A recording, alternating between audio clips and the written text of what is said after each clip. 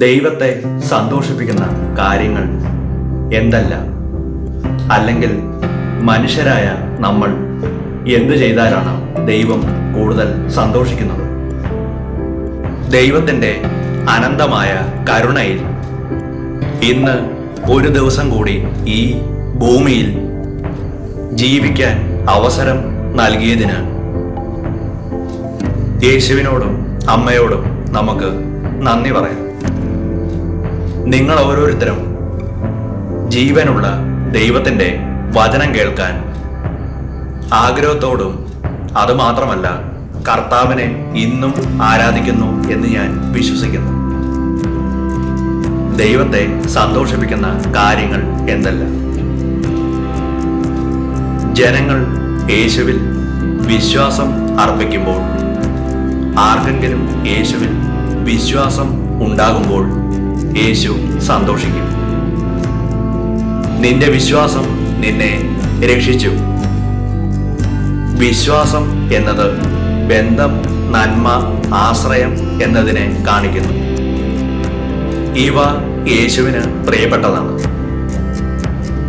അന്യോന്യം അല്ലെങ്കിൽ പരസ്പരം നമ്മൾ മറ്റുള്ളവരെ സ്നേഹിക്കുക, അവിടുത്തെ 10 കൽപ്പനകൾ പാലിക്കുക, ദൈവത്തെ സ്നേഹിക്കുക, നിങ്ങളുടെ അയൽക്കാരനെ നിങ്ങളെപ്പോലെ തന്നെ സ്നേഹിക്കുക. ദയ, കരുണ, സ്നേഹം, സേവനം ഇവയൊക്കെ യേശുവിനെ സന്തോഷിപ്പിക്കുന്നു. യേശുവിൻ്റെ ഉപദേശങ്ങൾ അനുസരിക്കുക, അത് ജീവിതത്തിൽ പ്രാവർത്തികമാക്കുക. നിങ്ങൾ അവിടുത്തെ സ്നേഹിക്കുന്നുവെങ്കിൽ അവിടുത്തെ കൽപ്പനകൾ നിങ്ങൾ പാലിക്കണം.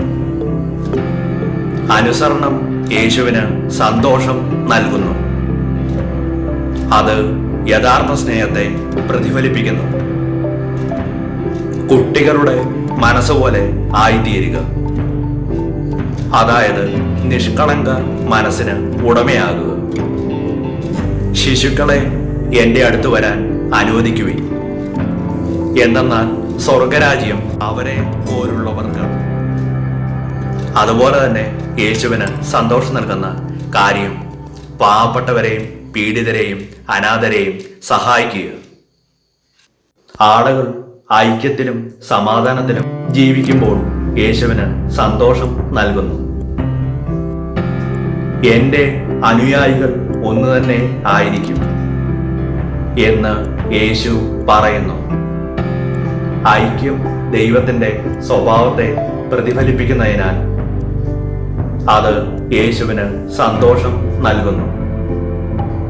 അതുപോലെ തന്നെ നിങ്ങൾ പൂർണ്ണ ഹൃദയത്തോടെ അവിടുത്തെ അന്വേഷിക്കുമ്പോൾ വിശ്രമം, ജ്ഞാനം, സമാധാനം എന്നിവയ്ക്കായി യേശുവിനോട് അടുക്കുമ്പോൾ യേശു സന്തോഷിക്കുന്നു.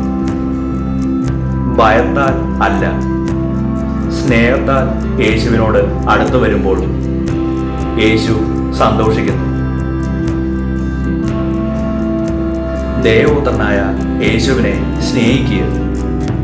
ഇത് പിതാവിന് വളരെയധികം സന്തോഷം നൽകുന്നു. ഒരു വ്യക്തിക്ക് യേശുവിനോട് സ്നേഹമുണ്ടെങ്കിൽ ആ വ്യക്തിയോട് യേശുവിന് ഭയങ്കര സ്നേഹമായിരിക്കും. നമ്മൾ രാവിലെ എണീക്കുമ്പോൾ തന്നെ പ്രാർത്ഥിക്കുക, വചനം കേൾക്കുക, കർത്താവുമായിട്ട് കൂടുതൽ ഇടപെടുക. കർത്താവ് എന്നിൽ നിന്ന് ആവശ്യപ്പെടുന്ന കാര്യങ്ങളൊക്കെ നമ്മൾ ചെയ്യുക. ഈ പറഞ്ഞ കാര്യങ്ങളൊക്കെ നമ്മുടെ ജീവിതത്തിൽ പ്രാവർത്തികമാക്കാൻ തുടങ്ങുമ്പോൾ ദൈവത്തിന് നമ്മളോട് വളരെയധികം സ്നേഹവും സന്തോഷവും നൽകുന്നു. യേശുവിനോട് സ്നേഹമുണ്ടെങ്കിൽ നാം യേശുവിൻ്റെ കൂടെ ഇരിക്കും. അതുപോലെ തന്നെ കർത്താവ് എന്താണ് എന്നോട് ഇന്ന് പറയുന്നത് എന്നറിയാൻ ഒന്ന് പ്രാർത്ഥിച്ച ശേഷം ബൈബിൾ തുറക്കുക. യേശുവിനെ നമുക്ക് ഇതിലൂടെ കേൾക്കാൻ സാധിക്കുന്നു. വെറുതെ ഇരിക്കുന്ന സമയങ്ങളിൽ കർത്താവിനെ കുറിച്ച് അഗാധമായി ചിന്തിക്കുക. ഇന്ന് ഒരു ദിവസം ദൈവം തന്ന ദാനങ്ങളെക്കുറിച്ച് ഓർക്കുക, നന്ദി പറയുക. ഭക്ഷണം തന്നതിന്, രോഗം തീരാവ്യാധികളിൽ നിന്ന് പരിപാലിച്ചതിന്, വസ്ത്രം നൽകിയതിന് നന്ദി പറയുക. നന്ദി പറയുമ്പോൾ അവിടുന്ന് വളരെയധികം സന്തോഷിക്കുന്നു. നമ്മൾ മൂലം യേശു സന്തോഷിക്കുന്നതനുസരിച്ച് പിതാവിന് നമ്മളോടുള്ള സ്നേഹം കൂടി വരും.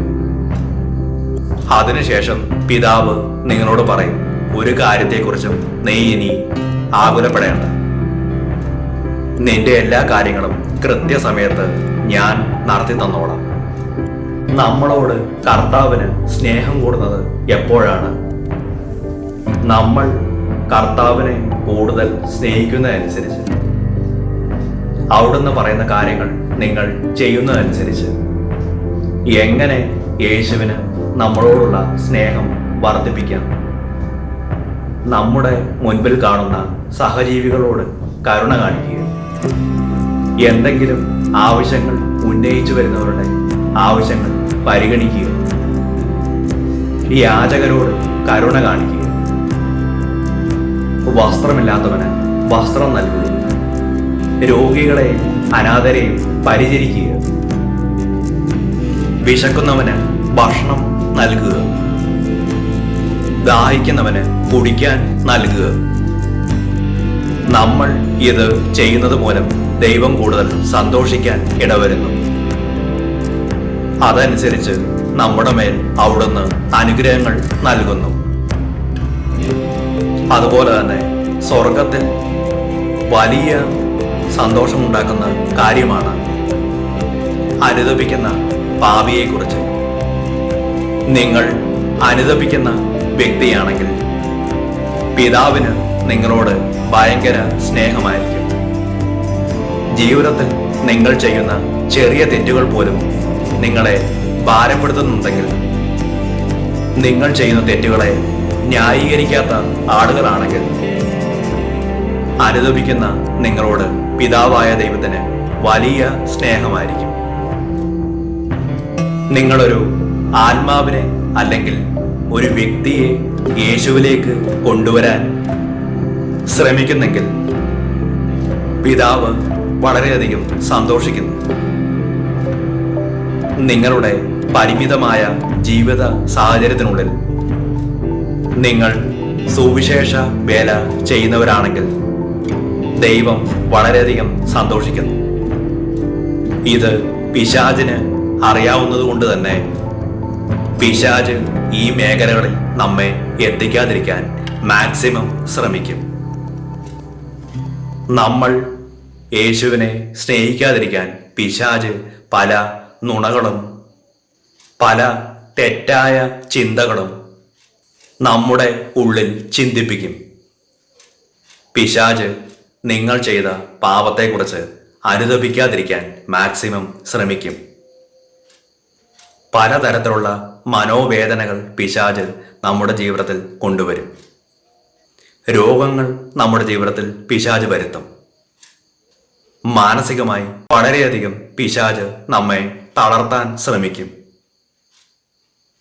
സുവിശേഷവേല ചെയ്യാൻ സന്നദ്ധനായി നിങ്ങൾ മുന്നോട്ട് വന്നാൽ നിങ്ങളെ എങ്ങനെയെങ്കിലും അത് അവസാനിപ്പിച്ചിട്ട് പിന്തിരിഞ്ഞു പോകാൻ പിശാച് നിങ്ങളെ സഹായിക്കും.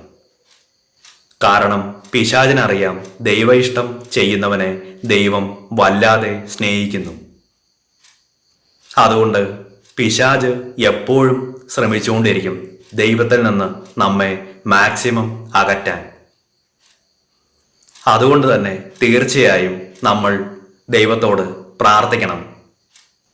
ഓരോ ദിവസം കഴിയുമ്പോഴും ദൈവമേ, അങ്ങയോടുള്ള സ്നേഹം എന്നിൽ വർദ്ധിപ്പിച്ചു തരണമേ. ദൈവസ്നേഹം നമ്മിൽ ലഭിച്ചാൽ ധാരാളം അഭിഷേകം നമ്മിൽ തീർച്ചയായും ലഭിക്കും.